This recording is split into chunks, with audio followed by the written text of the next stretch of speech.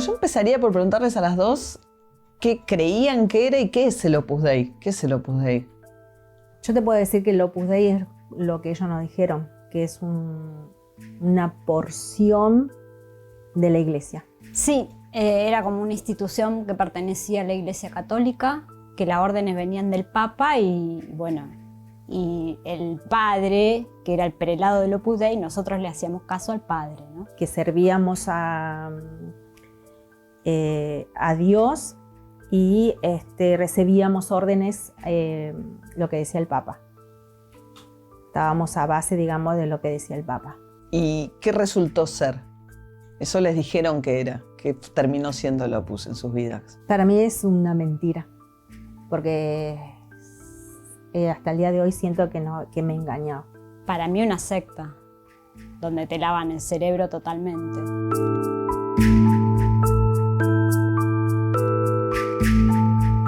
Cuéntenos cómo llegaron, cuándo se dieron cuenta, digamos, cómo ingresan o cómo entablan contacto con el Opus Dei. Yo ingresé al Opus Dei por medio de una supernumeraria. Es una persona que pertenece al Opus Dei, pero que se puede casar y tener hijos. Yo soy de Salta. Había terminado la primaria. Yo conozco el Opus Dei por medio de una colaboradora que conocía el Opus Dei. Yo vivía en una familia humilde, en el campo, en Pueblo Ester, en un lugar muy cercano a Rosario. Porque yo soy de Santa Fe, de la provincia de Santa Fe. Me fue a conocer esta señora que es salteña y actualmente vive en Salta. Me comentó de un internado que había en Buenos Aires, si yo me animaba a venir a Buenos Aires a estudiar y a trabajar. En el mismo lugar hacía las dos cosas. Y me dijo si podía buscar más amigas en el barrio. Bueno, yo conocí a esta supernumeraria a los 13 años y empecé a trabajar con ella cama adentro. ¿Trabajo infantil? Sí, tenía 13 años yo.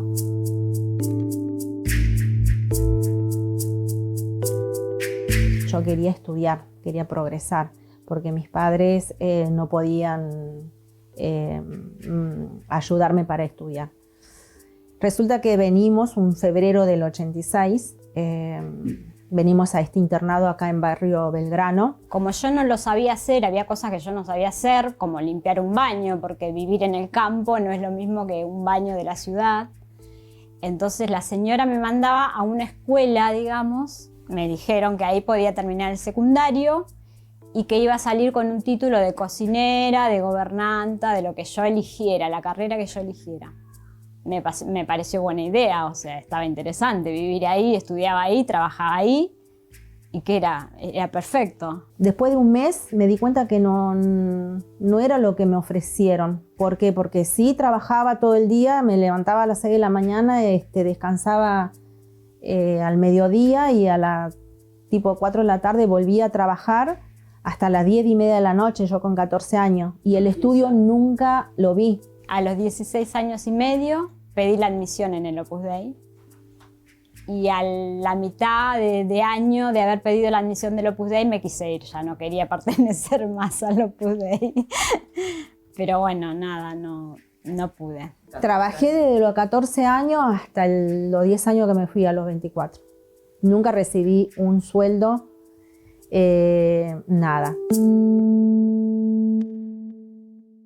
Vamos a charlar con Paula Vistañino, ella es periodista, colega y ha investigado muchísimo acerca del Opus Dei. La historia de estas 43 mujeres que denunciaron al Opus Dei en el Vaticano es la historia de una pata del Opus Dei que es quizás la menos conocida, ¿no? Porque siempre se habla de miembros de élite, profesionales de clases medias y altas, que es efectivamente la esencia del Opus Dei.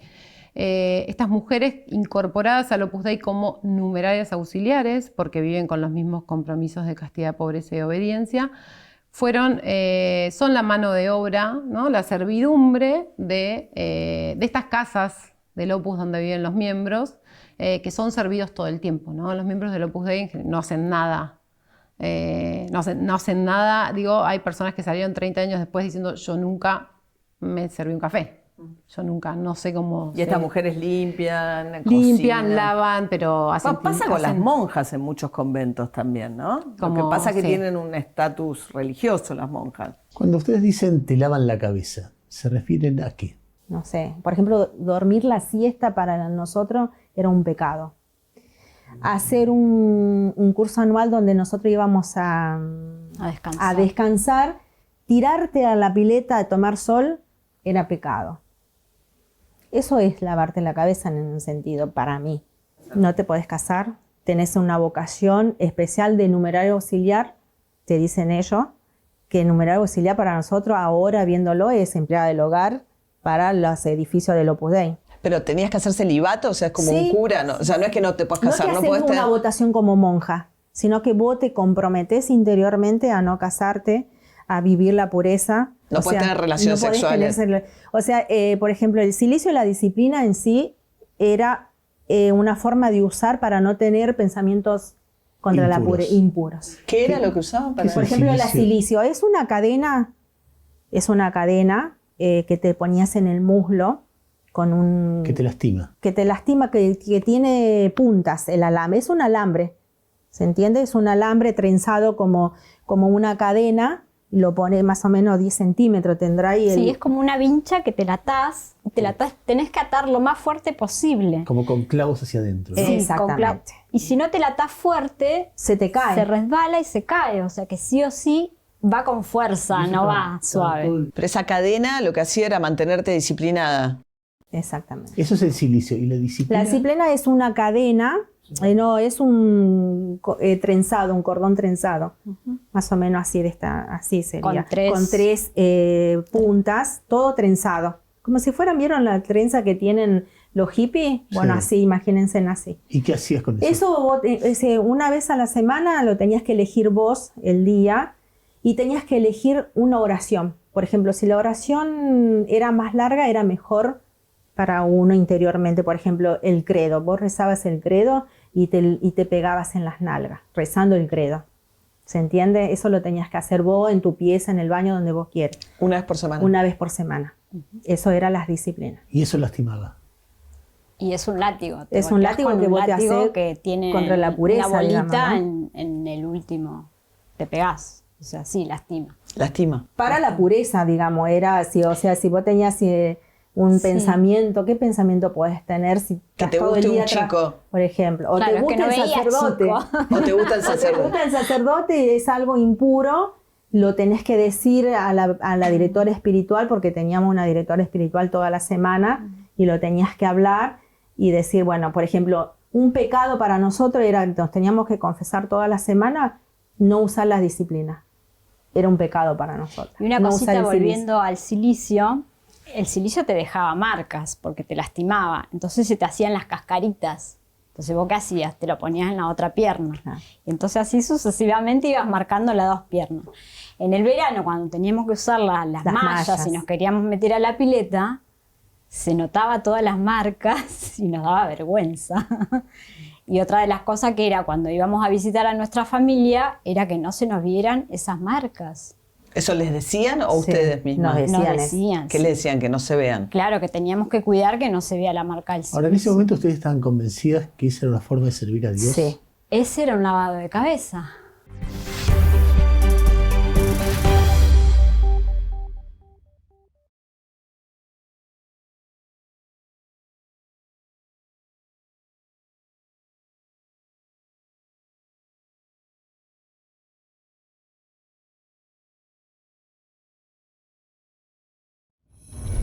Enseguida, en Conectados, seguimos tratando la denuncia que llegó al Vaticano de un grupo numeroso de mujeres latinoamericanas que formaron parte del Opus Dei y ahora lo denuncian.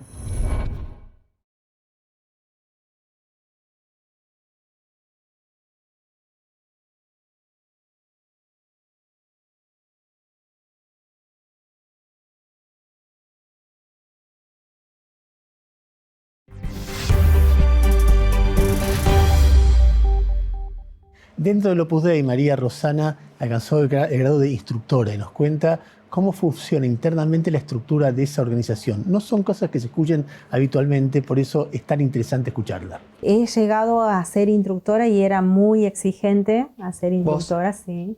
Me designaban, por ejemplo, 12 alumnas, ¿no? De esas 12 alumnas, entre comillas, eran mis amigas.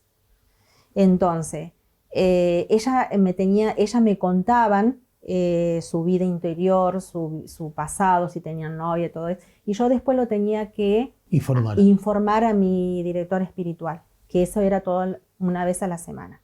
Entonces eso era... Las controlabas. Las controlaba. Entonces ahí es donde ella, por ejemplo, la que tuvo novio no tuvo relaciones, esa no podía ser numerario auxiliar.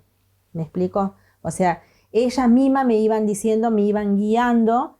Mira, esta tiene condiciones para ser número auxiliar y empezaba a hablarle de la vocación, de la entrega que tenés que tener en el Opus Dei. O sea, que de esa forma yo elegía.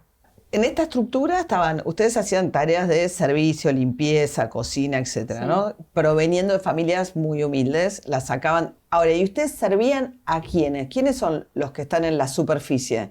¿Gente rica, gente...? Sí, gente muy rica. Nosotros en realidad servíamos yo en mi caso que vivía en el ICES, a las personas que venían a hacer el curso anual y los cursos de retiro, que eran numerarios, pero toda gente de la obra. Numerarios, supernumerarios, agregados, todos venían a ese lugar. Que esa gente que sí se puede casar, no está con las... Los supernumerarios se pueden casar, los agregados y los numerarios y las numerarias no. No, y usan el silicio. Usan las disciplinas y el silicio como nosotros, menos los supernumerarios. ¿Y es gente poderosa? Sí, hay Son gente con poderosa. mucha plata. Sí.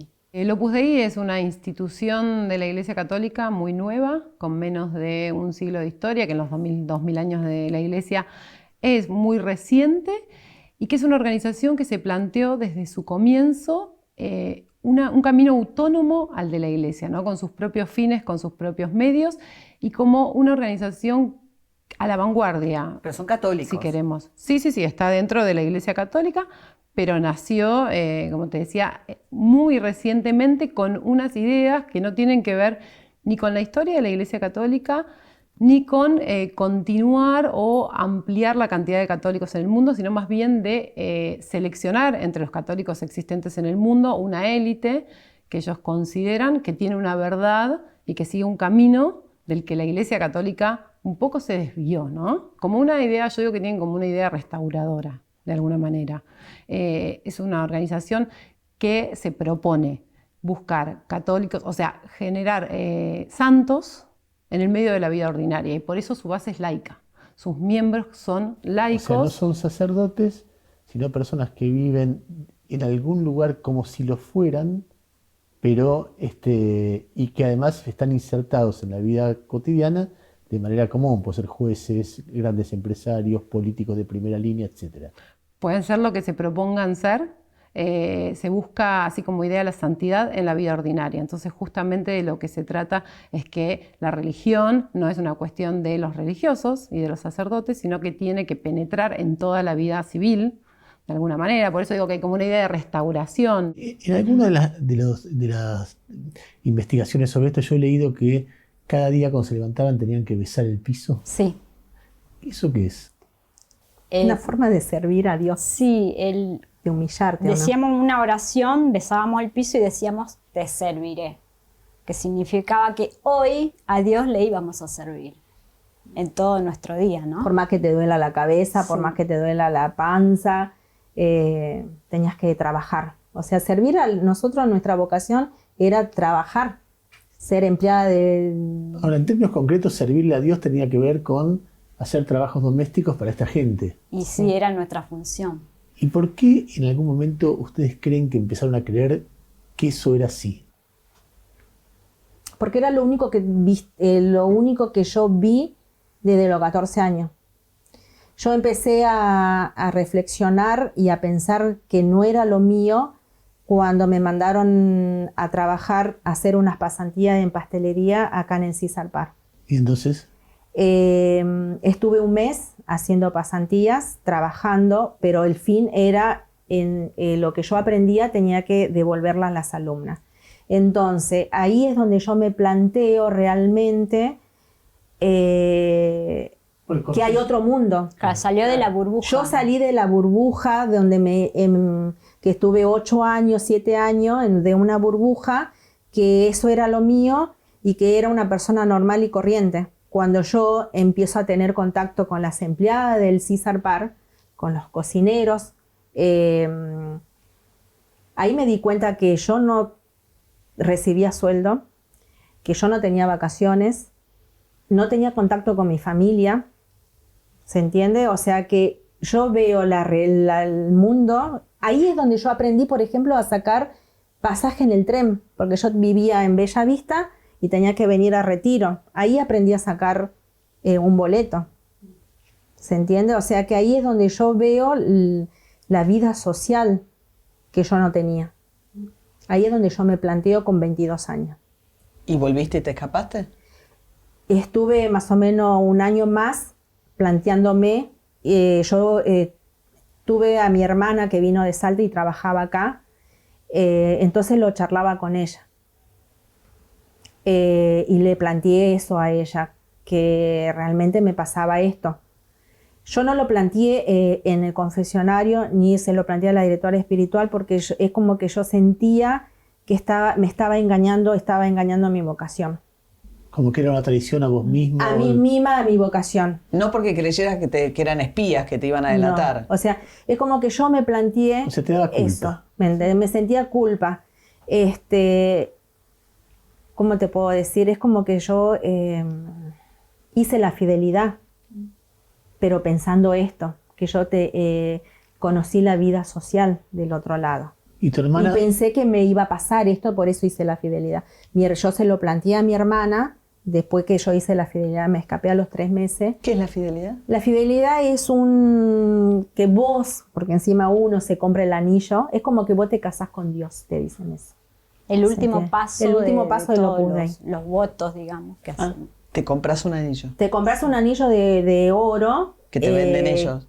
No, lo compras. No, lo buscas en una lo joyería. bendice el sacerdote, lees una oración en latín, te arrodillas hacia una cruz, o sea, el sacerdote te da el anillo, vos rezás esa oración en latín y vas y no sé si besás la cruz o algo así. Es como que yo me caso con Dios, me comprometo toda la vida. Así que imagínense si yo me escapé, dejé mi vocación, es una traición que yo hice.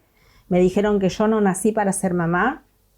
Mi hermana que me ayudó para escaparme, la directora le dijo que ella no iba a ser feliz en toda su vida porque estaba ayudando a dejar mi vocación. Eso fue toda la conversación. Cuando yo esperé que ella se vaya, yo le dije a mi hermana, estoy decidida a irme, y ella me ayudó.